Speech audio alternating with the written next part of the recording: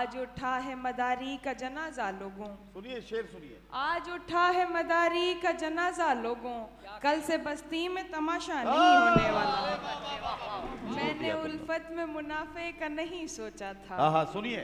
मैंने उल्फत में मुनाफे का नहीं सोचा था, मेरा नुकसान ज्यादा नहीं होने वाला।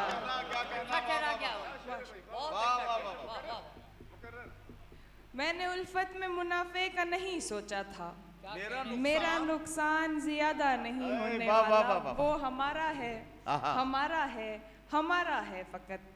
वो हमारा है, हमारा है, हमारा है फकत, बावजूद इसके हमारा नहीं होने वाला। वाह वाह वाह वाह। वो हमारा है, हमारा है, हमारा है फकत, बावजूद इसके हमारा नहीं होने वाला। उससे कहना कि मेरा साथ निभाए आकर। क्या कहना, क्या उससे कहना कि मेरा साथ निभाए आकर, मेरा यादों से गुजारा नहीं होने वाला। वाह वाह वाह वाह वाह। जी।